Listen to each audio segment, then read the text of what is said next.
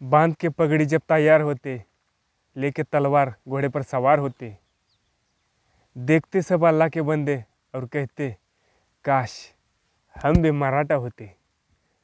असा रुबाब होता मराठ्यांचा त्या काळामध्ये.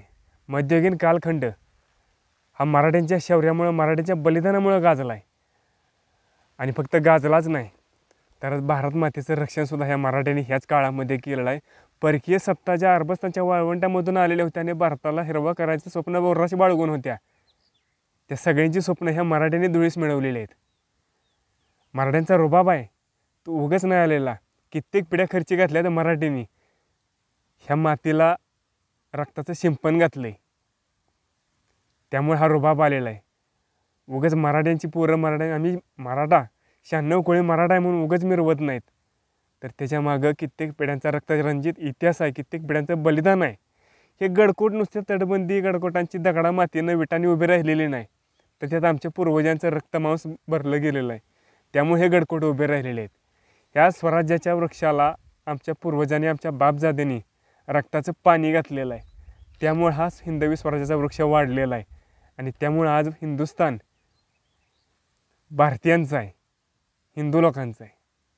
तर मराठींची 96 कुळं ह्या व्हिडिओच्या शृंखलेमधलं आजचं कुळ आहे पवारांचं. पवार हे कुळ मूळचं धारानगरीच्या परमार राजवंशाचं वंशज आहे.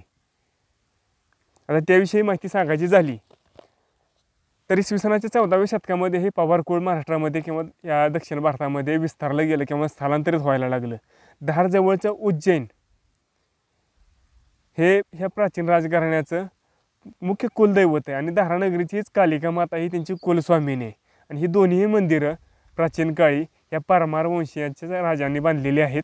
ही महत्त्वाची गोष्ट आहे. परंतु महाराष्ट्रात स्थलांतरित झाल्यानंतर स्थल, काल आणि तत्कालीन प्रदेशानुसार या पवार घराण्यांची कुलदैवत प्रदेशानुसार वेगवेगळे होत गेले. मग कुठं भैरवनाथ असेल, कुठं ज्योतिर्लिंग असेल किंवा आणखीन कुठले असतील, तसेच कुलस्वामिनीसुद्धा ह्यांच्या बदलत गेलेले. तर ह्यांचं मुख्य कुळ किंवा कुळाचार बघायचं झालं तर ह्यांचं मुख्य कुळ परवार किंवा पवार आहे. ह्यांचा वंश सांगितला जातो तो सूर्यवंश आहे, सूर्यवंशी ही घराणं आहे. त्यानंतर यांचं गोत्र वशिष्ठ आहे, यांचा वेद ऋग्वेद आहे. ह्यांची गादी, राजगादी ज्याला राजधानी म्हणतो, ही धारानगरी आहे. यांचं देवक आहे हे तलवारीची धार आहे. त्यानंतर ह्यांचा ध्वज आहे तो पूर्ण लाल आणि त्या ध्वजावर ध्वजस्तंभी हनुमान आहे. तर हे ह्या मूळचं या कुळाचं कुळाचार आहेत. पण ह्या धारानगरीच्या पूर्वीसुद्धा ह्या पवार वंशाचं मुख्य ठिकाण हे राजस्थानमधलं, राजपुतानामधलं आबू पर्वत किंवा आबू पर्वताचा परिसर सांगितला जातो. आणि त्यानंतरच्या काळामध्ये मध्य भारतामध्ये ते धारानगरीला आले, तिथं वैभवशाली आपलं एक संपन्न कर्तृत्वानं राज्य निर्माण केलं. तर धारानगरीचे गुणगान कितीतरी ग्रंथामध्ये आहेत. धारानगरीच्या राजांनी कितीतरी मोठमोठे ग्रंथांची रचनासुद्धा केलेली आहे. प्रत्येक गोष्टीमध्ये ह्याने आपल्या कर्तृत्वावर ठसा उमटवलेला आहे. त्यानंतर इसवी सन 14व्या शतकामध्ये अल्लाउद्दीन खिलजीनं दक्षिण भारताकडं नजर वळवली आणि पहिल्यांदा जो हल्ला झाला तो मध्य भारतावर, उत्तर भारतामधून येताना, तर पहिल्यांदा यांची गाठ पडली ह्या परमार वंशीयांच्या राजांच्या बरोबर. परमार वंशीयाच्या राजांनी दक्षिण भारताचं रक्षण किंवा आपल्या भारत मातेचं रक्षण करण्यासाठी सगळ्यात पहिल्यांदा अल्लाउद्दीन खिलजीला भेटले.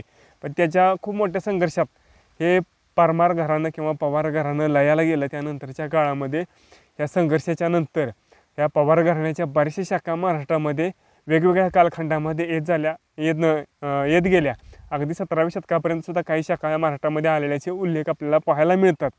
आता त्यानंतर धार पवार या मुख्य शाखेचं वास्तव्य हे महाराष्ट्रामधल्या नगर जिल्ह्यातलं सुपा हे ठिकाण होतं. तर सुपा वगैरे तुम्हाला माहीत असेल, बारामती, सुपे हे शहाजीराजांच्या जहागिरीची ठिकाणं होती. तर त्या सुपा ह्या ठिकाणी या धार पवारांच्या मुख्य शाखेचं वास्तव्य होतं.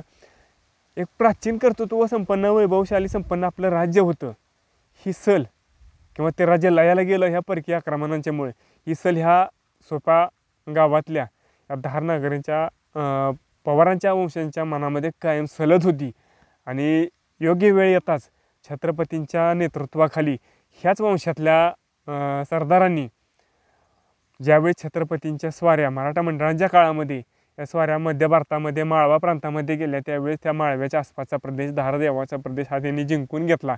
आणि छत्रपतींच्या नेतृत्वात त्यांनी आपल्या पवार वंशीयांचं मूळचं राज्य किंवा त्याची गादी याची पुनर्स्थापना त्यांनी ह्या नंतरच्या काळामध्ये केलेली आपल्याला पाहायला मिळते. तर धार देवास असे थोरले धाकटे पाती असे निर्माण झाले नंतरच्या काळामध्ये.